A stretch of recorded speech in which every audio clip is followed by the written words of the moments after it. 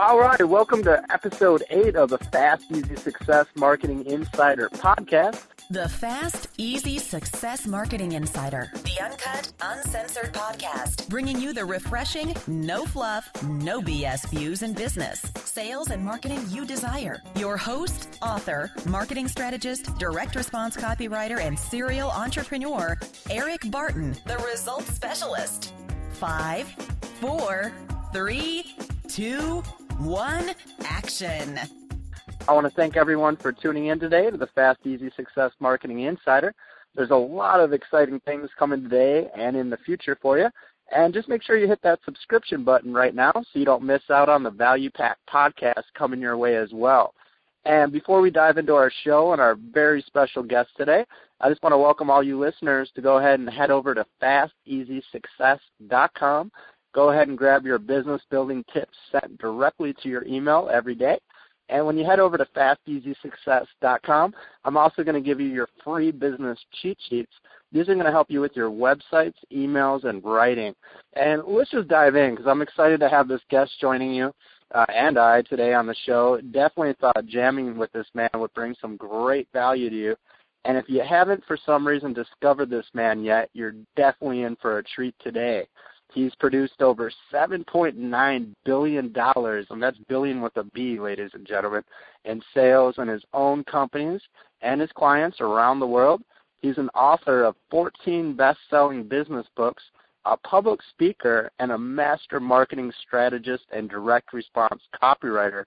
Ladies and gentlemen, I'm honored to have on the show today, and joining you and I is the legend, the man, Ted Nicholas. Ted, thanks so much for taking the time to jam with us today. No, it's a pleasure to be with you. Hopefully we're going to be going over a lot of material that your audience can immediately put to profitable use. I'm excited here, and I know everybody's got their ticket to this profitable thrill ride, so let's just jump in here. And just real quick, Ted, if for some reason people aren't familiar with you, can I ask you maybe how you originally got the bug or really started out in the sales, marketing, and copywriting world out there? Sure. Yes, I think that would be helpful to people, particularly if they're not familiar with my work. Basically, I grew up in an entrepreneurial family. My father had a small restaurant, and I started my own restaurant and candy manufacturing business. That was my first business at age 21, called Peterson's House of Fudge, and I grew it to 30 shops, 30 stores. But I was always a frustrated writer, and I used to write letters to the editors, sounding off on various topics. I'm a libertarian politically, and I would sound off on various political topics. And when I had my letters published, I thought, wouldn't it be great if one day I could make a living as a writer? Because while I enjoyed the candy and ice cream business, I just somehow knew that it wasn't my last stop. Maybe it was my first stop. So I basically wrote my first book called How to Form Your Own Corporation Without a Lawyer for Under $50. And I ran my first ad in the Wall Street Journal. Cost me $90 in the Eastern edition of the Wall Street Journal, which, by the way, are the best read classified ads in the business world, and they still are. And that's what I was going to ask you. You say they still are, huh? Yeah. I had about 300 responses, and I sent out my first sales letter. And when I got back in the first orders, God, I was so excited. I thought, what a great way to run a business. You basically run an ad and send a nice letter regarding what you're going to ship the person. They send you money, and you ship the product. I thought, boy, what I'm going to do is I'm going to run this ad all over the English-speaking world, and that's what I started to do. So within a few months, I had learned an awful lot about advertising and marketing because I would run slightly larger ads each time I ran, and I noticed that my return per dollar invested was greater the bigger the ad. So within 6 months, I was running nothing but full-page ads. Nice. So I had, at that time, at the 6 month, I was spending something like $50,000 a month, but I was taking in like $400,000 a month. I thought, boy, this is fabulous.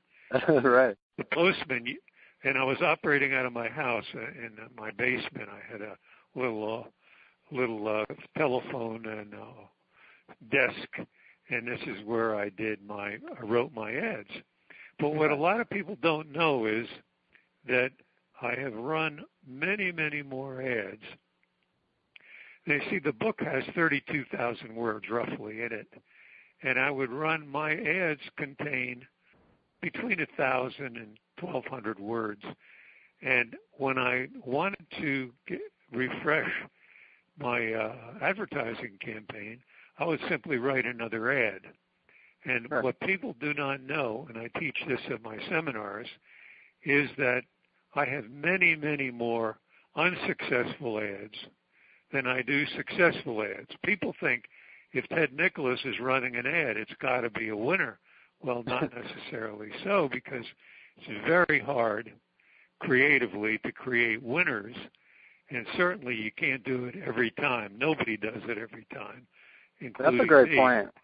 Yeah, a lot of people think that, if they don't hit that home run on the first or two ads, then it's definitely not for them. But like you said, I mean, even you've had some unsuccessful ads. Obviously, the successful ads are great, but you've been in the trenches and had your share of unsuccessful as well. Exactly. And when one of my clients tells me they've run the ad, they came to my seminar and they ran their first ad and it's a huge winner, the first thing I tell them, I feel really sorry for you. Because what you're going to do is what everybody does in the beginning is if you have early success, you Right. think you can do no wrong and you're going to lose a lot of money. And this Right. is what virtually everybody does, and this is what I did. I lost Right. tons of money on some really flaky ads. But what I learned is how to create successful ads, successful copy, and I started teaching that at seminars because no one at that time, and even now, I'm not aware of anybody who has anywhere close to the track record that I have that's doing seminars. So it's very hard to find teachers and leaders who are going to share with you who know what they're talking about. You find some college professors who teach marketing and they sound pretty good, but 99% of them have never met a payroll, have never run an ad, have never put their own money on the line, which Right. is really what success is all about.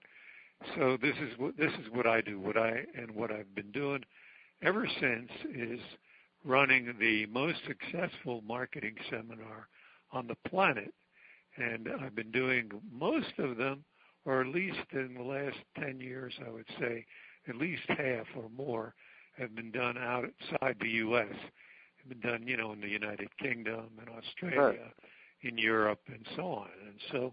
And I've been living in Europe for the last, actually 18 years, in Switzerland and Cyprus and so forth. And what I've also learned, and people can be aware of this, that when you're a successful marketer, you can live anywhere because your clients don't care where you live as long as you can produce results. So people approach me all the time to help them in their marketing, but I only take on, very few clients because I'm not interested in just representing anybody. I only work with people that meet certain qualifications. And one of the qualifications is they have to love their product. Well, it's surprising to me how many people hear of my success with nutritional products, and I've been a partner in a company in Europe on nutritional products that went from zero sales basically to 72 million in sales, the most successful company of its kind. So people hear of that success. If they're in the nutritional field, they approach me. And the first question I ask them is, how much of your product, you sell nutritional products, you want me to create a fury of people that are going to purchase your product? I would like to know one honest answer. How much of the product do you take? And the last several people I've talked to admitted that they don't take hardly any or any of the products that they sell. And I tell them, look, you want me to help you create this demand for your product. You don't take it yourself. Go get somebody else. I don't want people like that. That's a good point. So, if they can't stand behind the product, then why should you, right? They can't stand behind it, and they're not excited about it. They're not passionate about it. They need to work with somebody else. And I have not seen anyone succeed in a big way unless they've been very, very passionate about their product. So this is what I have found in working with a lot of really top marketers over the last 15, 20 years. That's a great point. This is what I do and how I started. It gives you kind of a brief overview. Right. Of how I began. That's a great point. Wow. Because I was saying, because a lot of people, they're all in it, let's get rich quick or let's just sell this product. But like you said, if the passion is there and, it's a good product, then obviously it could be much more successful and obviously have much more successful people on your team like you and everybody else jumping on board if you have the passion. Yeah, that's right. That's great. Exactly right. Nice. And one thing. Don't fully understand. I'm sorry, go ahead. Understand that. Yeah. Beg your pardon? Oh, no, I'm sorry. I think we just got a disconnect here. Yeah, definitely. Like you said, a lot of people really don't understand that. One thing I've been doing is kind of a theme of the show here is I've been kind of starting out with a question that really I've referred to, and I've heard, I think Jason Leister was talking about this as well. It's kind of like the unsexy sales secret in business, which is the lead generation. And I personally feel that this is one thing that business owners really unfortunately get wrong a lot. And if you get the lead generation part right from the beginning, I think it can make not only your business but everything go much more smoother. And I was just kind of wondering if you can maybe tell my audience or maybe share your thoughts on the lead generation of any, whether you're selling online or offline.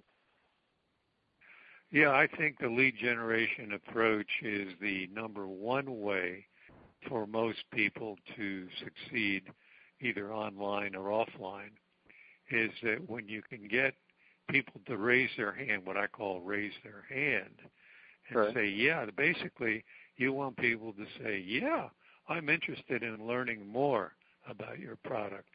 And you can get a chance to either email or send through regular mail, send basically a description of the product and an offer. You have a much greater chance of selling the person instead of just simply sending them a big pitch, a 20-page sales letter, because it's not as effective. They haven't asked for it, and a lot of people feel it's too intrusive. They're not happy about getting this unsolicited mail and so on. So why alienate people? It's better to work with good prospects who want to know about your product or service. Yeah, it makes 100% perfect sense. One thing I'm curious about, and I have to admit, I personally don't do this a lot, and pretty much every guest that I've spoken to don't do this a lot too, but on like sales pages and sales letters, even going to the lead generation, a lot of times we send people to a page to pretty much buy or don't buy. And do you feel that it could be to an advantage to maybe capture those leads and start out in a lead generation form versus a straight sales letter? Or? Oh, yeah, you've got to capture the leads. If somebody answers any of my ads in the form of a lead, they're on my list forever.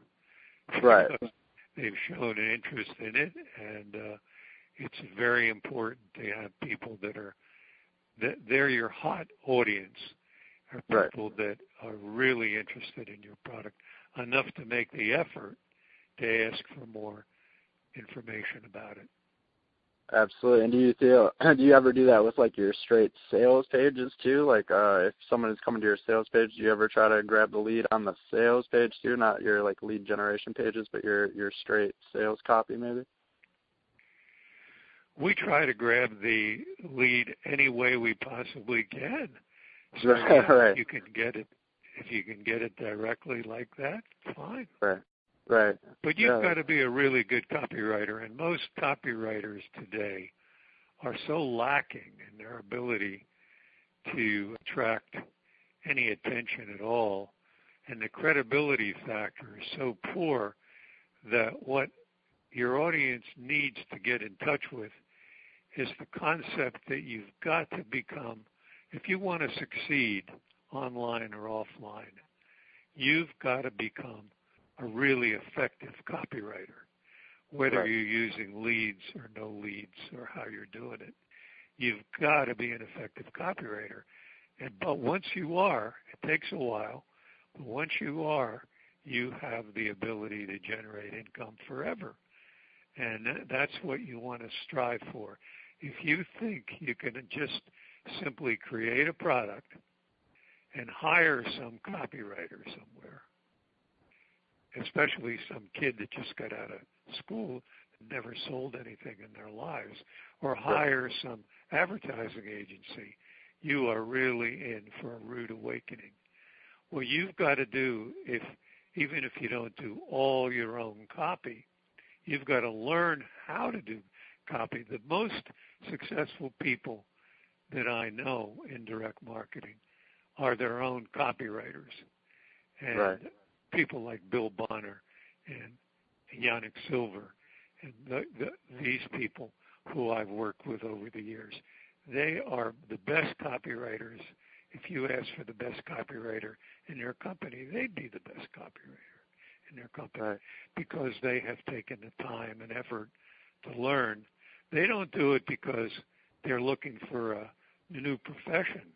They study copywriting because they know that they cannot succeed unless they learn to become good copywriters. And these days, there are just very, very few young companies with young entrepreneur owners who have really top copywriters or who are top copywriters themselves. Right. So I really urge the people listening to us today to do everything to get every possible book that they can. Not only my books, you got to get my books. Of course. You've also got to get books by the great classical writers of the past. And there's lots of them, like John Caples, for example. You've got to get Caples' books. You've got to get David Ogilvy's books. You've got to get Rosser Reeves' books. You've got to get these guys who are terrific. And I'm being sent. I had an interview last week with a guy that interviewed the guy who wrote the classical book. It'll come to me in a minute. And I'm interested in listening to the interview because he's passed away like 30 years ago. And I have a chance to send that interview, a copy of that interview, to my whole list. And I'm going to pursue that because he's so talented.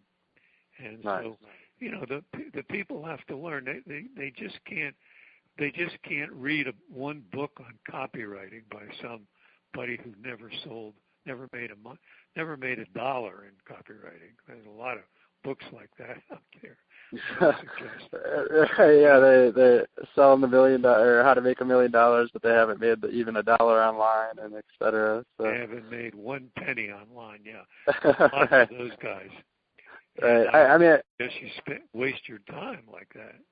Right. I mean, I personally feel that in business, I mean, the copy, the marketing, and the sales are the most important skills, and the better the marketing, the easier the sales process, and obviously the copy is salesmanship in print, so I feel they all go together. But let's say someone... What's that? I'm sorry? Go ahead. No, I'm sorry. Go ahead. I was just going to say the reality is that you can hire every skill in the business world. Right. You can simply hire really good. You need an accountant, you can hire great accountants. You need basically any skill. You need a general manager, you can hire great general managers. You can hire a lot of good people. But what you cannot hire are people that can create ideas that are going to bring sales to you. And if you don't have the sales, you can't. It's no good to hire the best accountants, the best business managers. It's not going to help you because you're going to go bankrupt. You're going to go under before you have a chance to get off the ground. You've got to be able to generate income so that you can pay these people and pay yourself and make a profit and then invest your money in more marketing so you can grow a business. I assume people are on your list tend to be entrepreneurs, are they not, who want to become more successful? Absolutely, entrepreneurs and small business owners online and offline, absolutely. That's terrific. Well, they're going to stay small business owners as long as they don't know how to market their stuff using copy. If they use copy correctly and become world-class copywriters, they're going to become big business owners in a very short time. That's a great point. Let's say someone's brand new or just starting out in the copy world. Is there a way that you, maybe the technical style, that you come in and start a project? Like, obviously the research steps are huge, and research obviously could be the most important thing of the project. Is there a way that you maybe start a project or the research process to get the copy ideas and start writing?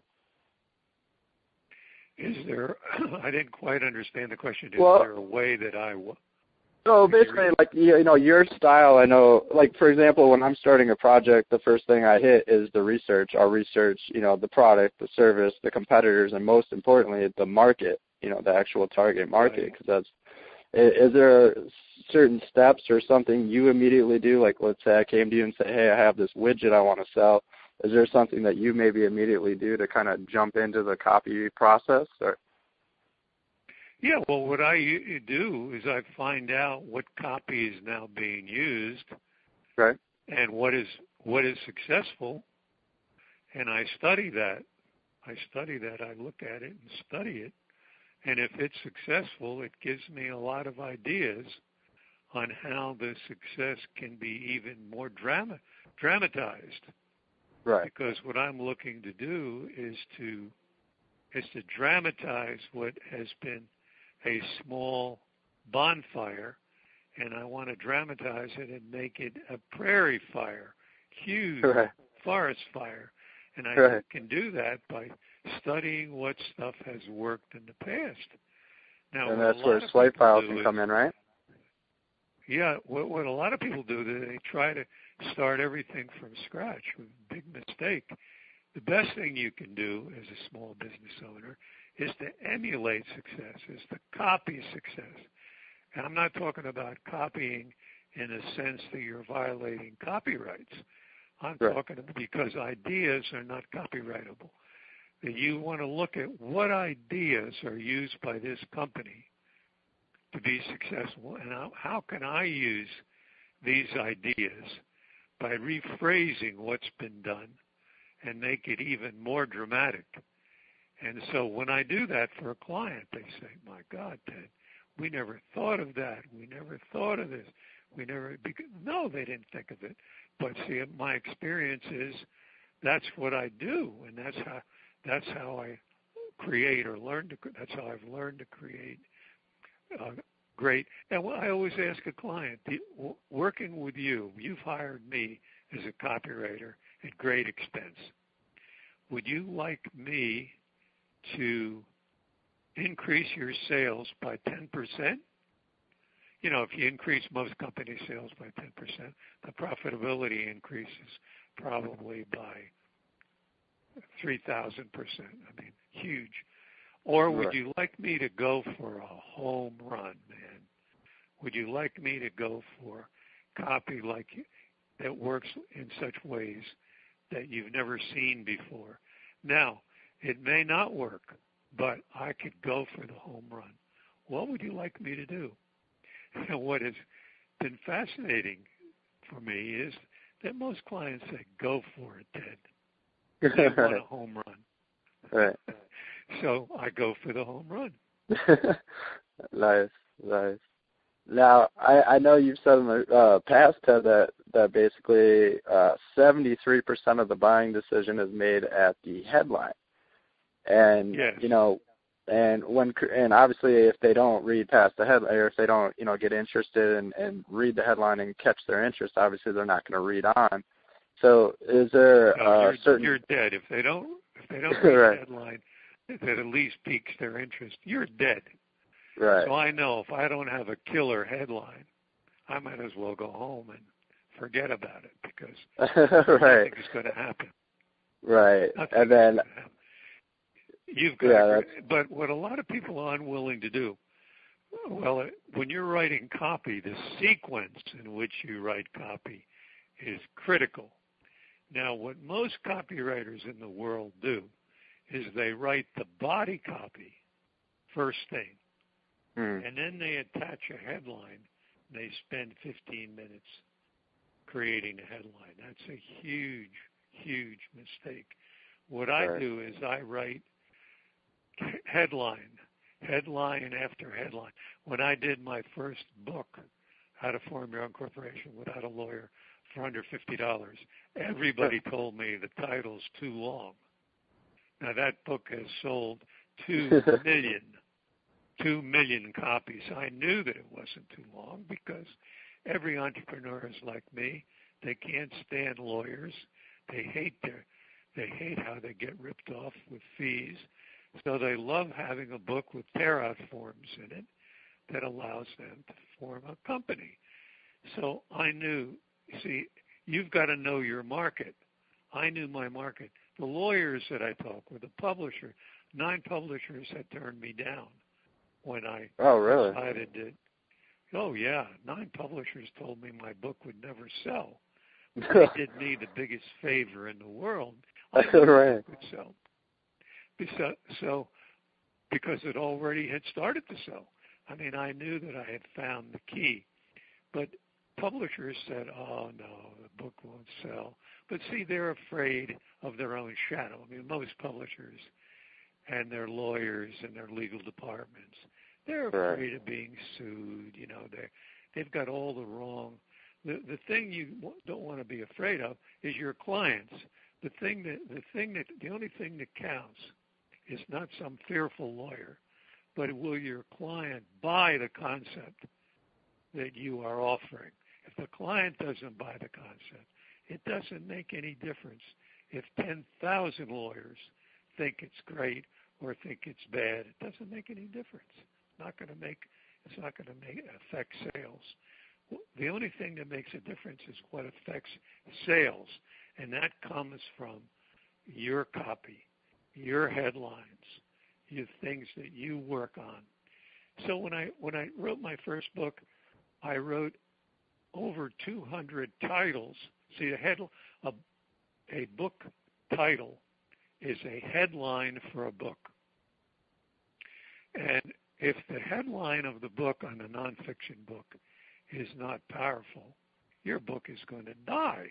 It's going to join the 45,000 books that are dead, you know, every year that are written and never sell out the first edition. Excuse me, not 45,000, something like 75,000 books don't sell out the first edition. And a big reason is because the title is so incredibly boring that nobody in their right mind would spend their money for it and actually read it. I mean, you've got to have a title that intrigues people. So all of my titles, like Magic Words That Bring You Riches, How to Turn Words into Money, $1 Billion Marketing Secrets, these are some of my books. Those titles, people hear the title, they want the book. Right. They want, that's your headline. My God, where can I get the book? You know, and if I have a title like some weird thing, you know, like how I proved my accountants were wrong or something, nobody cares. Right. You proved your accountants. That's a great point. That a lot of people do that out there. They just put out some, you know, crazy book title, assume that since it's in the category, people are going to buy it. But like you said, you know, you got to think of it as a headline. Your title is, you know, your headline, and if you can get people interested, that's great. Exactly. Yeah. Nice. How many? Anyway, it's been a fascinating process for me, and I keep trying to. I don't believe in retirement, but I keep trying to cut back. People keep contacting me to help them in marketing. So I'm a guy that hates to say no to people, especially if I love the project and love the product. So I can be talked into it, but I have to, you know, I have to really love the product and also have a lot of respect for the entrepreneur behind it. Right. That's great. When you're, I guess the next, you know, obviously going back to kind of the copy, I mean, obviously you have the headline. If you can catch people with that headline, they're going to move on to the lead or the introduction. And then as they scroll on, and something that Ben Settle and I were discussing a few episodes ago, we were talking about bullets. And we were talking about the old Gary Halbert ad that was an Entrepreneur magazine that not only sold out but years later people were calling to try to get the answer to one of those bullets, which had nothing to do with the product. But really the point I was making is that bullets can be huge. Gary's a friend of mine, by the way. Yeah. I think, and I believe if I have the ad right, Ben and all his seminars. He's oh, really? A guy. Yeah. I've never personally met him, but I've studied him crazy, like a lot of people out there, and read all this stuff. But the one bullet I think he was a very creative genius, really, in a lot of ways. Yeah, it was a lot of his stuff. But his number one, have you ever studied his basically where you find your family tree and you basically order the the coat of arms? The coat of arms, yeah. Yeah, the coat of arms letter, is that what you're saying? That is his best marketing or copy offer that he ever did.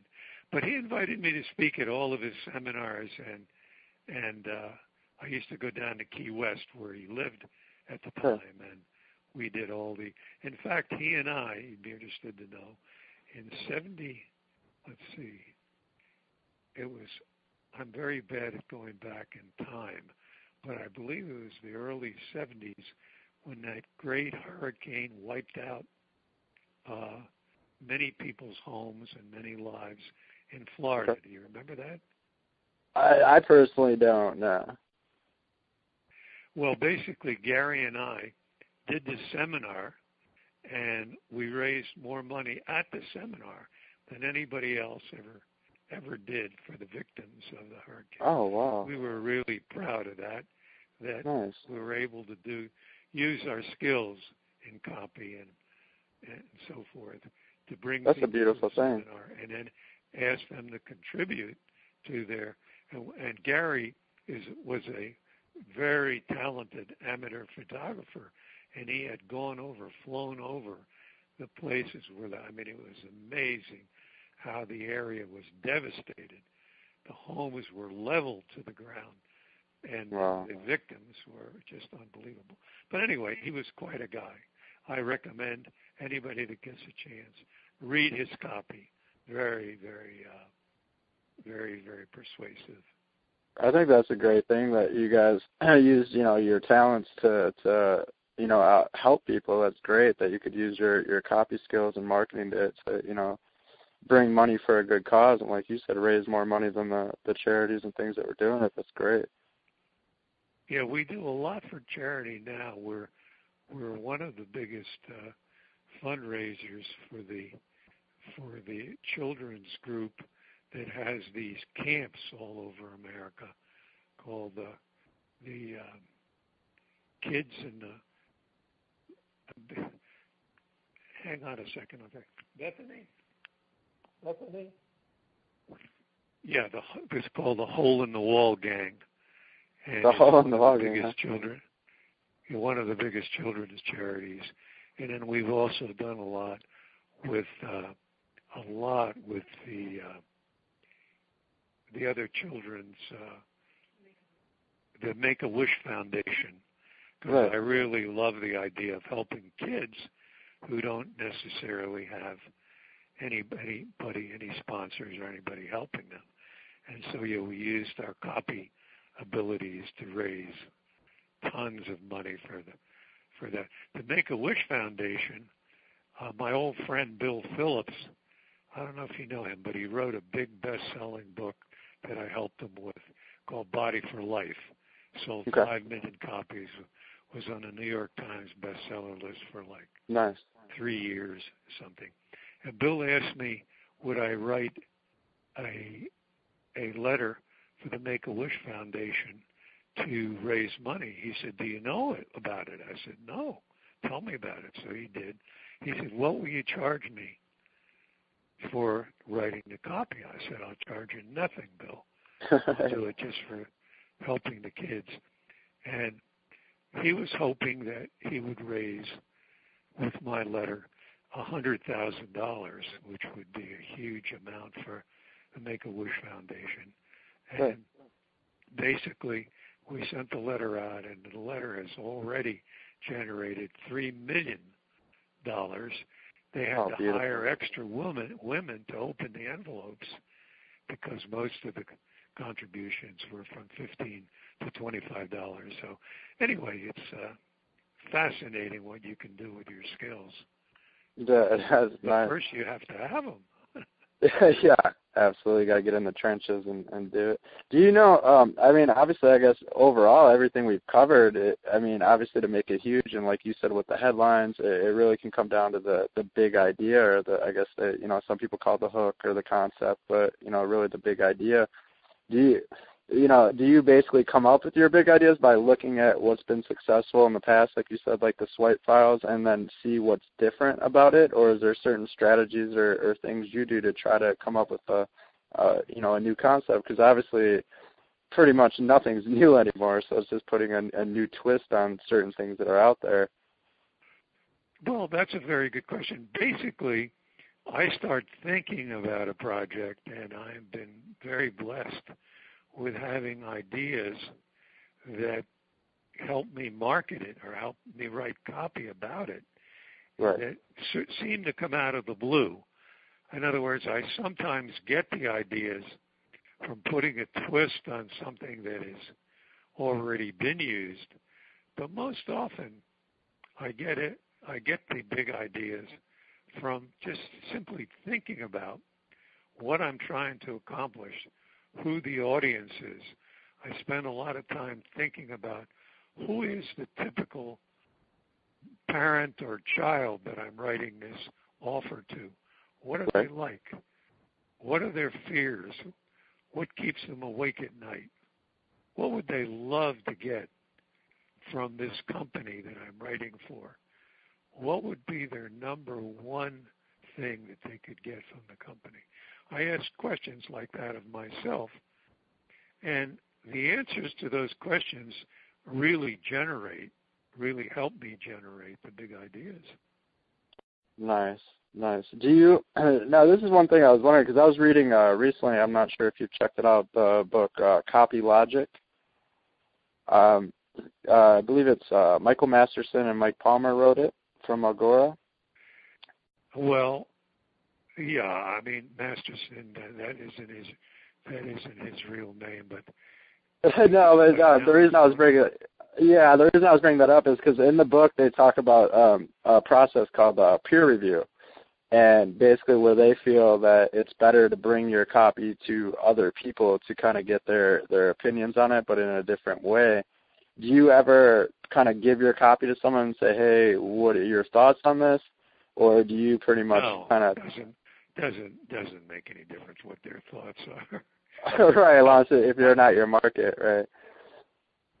If I know my market, I would rather give it to a youngster who is maybe in the 7th grade and have them read it. And if they read it and they don't understand a part of it, or they're stumbling over a certain part, if I smooth that out, that helps me with the copy more than anything. That's a great point. Oh yeah, they really. It's better to have some friend or friend of the family read your copy and give you some feedback. By the way, the reason I said, I'm not mean to disparage Masterson, but his name is Mark Ford, and he uses Masterson but he's kind of gone. Instead of keeping it a secret, he's gone public with that idea. So now he writes in his newsletter that he's really Mark Ford. I've always known him as Mark Ford. And I know that company well because they made me 4 years ago the copywriter of the year. They invited me and said, would you come and get this award? I said, sure. Nobody ever gave me an award before. The only thing I don't like is that I now will not be able to claim, like I have all my career, that I'll never be able. I've said for many years that I can never claim that I've won any awards, but now I have to take that back. That maybe I've won at least one award. Right. That's a great point. Yeah, because what I was referring to too with or even actually, like you said, I mean, that's a great point. You'd be better off, instead of just handing your copy to somebody, you'd be better off handing it to like a 7th grader, because, and if people listening aren't really familiar, but a lot of people have been successful with really writing at, like, say, up to a 7th grade level. And, the wording and not making it confusing. That's what you want to do. You don't want to try to express your intellect, because 99% of the people won't understand what the hell you're talking about. You got to have it very simple, very clear. I always say more like Hemingway than like Hugo. I mean, it's got to be like Ernest Hemingway, who'd spend all day sometimes writing 1 or 2 paragraphs. But you read Hemingway's books, and every single paragraph is understandable even by a 7th grader. Right. It's talent, man. It doesn't take much talent to have a lot of big words and a lot of stuff nobody understands. Right. I think that's one problem out there, that a lot of copywriters, especially starting out, they think it is more about the wordsmithing, like just coming up with the fancy words and not really understanding that it's about, really understanding your target market, talking to them personally, and then, like, not really dumb it down to make it like they're stupid, but you want to make it simple. Keep it simple. Exactly right. By the way, before we finish, I have a free gift for all the people listening to us that will help them enormously in writing copy. And if you'd like, I could tell the people how they could get it. Yeah, so I was going to ask you in a minute where they can check everything out with you. I just wanted to ask you one more question, if you don't mind, before we go today. Sure. And just kind of asking about the copy here. If someone, sorry about that, excuse me. I was going to say, if someone's, let's say they're brand new, or they've been writing copy, say, a year or so, they're getting in the groove. What would be your recommendation? Obviously, you gave good tips, like, studying from the greats and things. What would be maybe, I'd say if you could only give one tip to somebody, they need to improve their copy skills as soon as possible. What would you say or recommend that someone can go out and do this week or today to immediately start, at least on the track to improving their copy skills?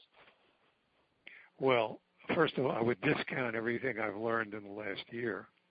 Right, that's a great point. Yeah, right. It's not going to help you. Right. Basically, you want to only study what has worked and pulled in money and orders, what's gotten somebody to sit down and write a check for, I mean, to me, I think it's like a miracle that the kind of copy that I write, people will actually sit down and write a personal check to me or to my company, and they've never met me, and they've never seen the product, and they still will buy the product. I just think that's miraculous. It's a beautiful thing, huh? When you can do that, you really can perform miracles of copy, and you can do that.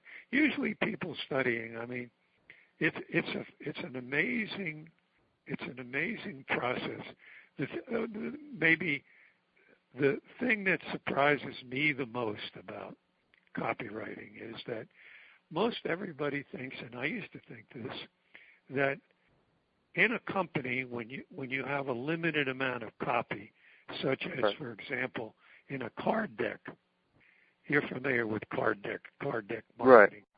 Well, that has less copy than a full-page ad, or obviously a long sales letter. Right. And when you have less copy, what people tend to do, they hire the third assistant copywriter who doesn't have any successful experience and who just graduated from school last year. I mean, that's the worst thing you want to do. The thing you want to realize is that when the copy is limited, like in a classified ad, you've got to have better copy, not weaker copy, better copy than you have in a full-page ad. And so that surprised me the most because I just never thought of it that way. I thought, it's a little bit of copy. Give it to the kid. When you give it to the kid, you're going to die. I mean, you don't. That's funny. You said that. I had a client actually like that last month. He gave me something to rewrite, and I asked him, did you write this? He's like, no, I just gave it to my secretary because, it was a little quarter-page ad. I'm like, oh, okay. So you just kind of handed it off. You know how that is going to perform. Right. I know how it performed. It didn't perform. So, that's great. Ted, I mean, it's been awesome talking to you. I want to thank you for sharing the value. And definitely, can you, tell the listeners where they can go and definitely grab that free gift you were just talking about too? Or? Yes. I have a special report that I spent a lot of time on, and I get a lot of feedback on it. It's called 87 Marketing Secrets of the Written Word. And in it, I cover actually 87, no less than 87 ways you can improve your copy. And if you read and study this report, and I'm going to provide it free, no obligation of any kind, and you'll be a better copywriter. You'll be a better copywriter simply by applying, because I talk about the headline and the opening sentence. If your opening sentence is one that turns somebody off, your opening sentence is crucial. If your opening sentence is powerful, it will help someone continue reading the copy. So, I talk about how you can do it. I talk about PSs, and I talk about all the things that you can do to strengthen your copy. And when you do that 87 secrets and apply it to what you're now working on, ladies and gentlemen that are listening to us today, if you're working on copy, you need this report, because it is based on my experience in selling almost $9 billion worth of products and services. And what I write in the report is exactly what you need to do in order for you to sell millions and millions of your product. And I'm going to tell the listeners, too, I've actually checked out what you're speaking about, and it is jam-packed with value. I definitely recommend everybody get it. And where can they grab it at? Thank you. Thank you. I failed to do one thing, is my website is www.tednicholas.com. TedNicholas.com. That's where you must go in order, www.tednicholas.com. And that's where you can order your free book. So It's been a pleasure talking with you. And oh yeah, I wanna thank you so much for coming on the 8th episode, and everybody out there, again, definitely check out Ted's site, because like I said, I've checked that report out as well. And I've been, I don't have nearly as much experience as Ted there, but I've been around the block as far as copy goes, and I'm gonna say those are almost like mini cheat sheets to really improve your copy, and they're definitely value packed. So. Well, thank you very much, and all the best to you. You're doing something very important, is teaching people about marketing and copy and all the things related to it. That's great. So keep up the good work. And I'll talk definitely. to you soon. Definitely. And all the listeners out there, before you go, I hope you just most importantly, take action on everything Ted shared today and all the tips we talked about. And all the listeners out there, make sure you head over to Ted Nicholas's site. And I'll send out all my newsletter subscribers. I'll send out a direct link to that site as well. And if you're listening now, go over to tednicholas.com, grab that. And then make sure you also, for everybody listening to this podcast, just hit that subscribe button so you don't miss out on future business boosting podcasts. And if you stuck around this far with Ted and I, you obviously enjoyed the show. So make sure after you grab over at Ted Nicholas's site, make sure you go over to FastEasySuccess.com, grab your business cheat sheets and free daily tips. I'm your host, Eric Barton, the Results Specialist, signing out today. I want to thank Ted Nicholas again for coming on, and we'll see you next week for another Fast, Easy Success Marketing Insider. And here's to your success.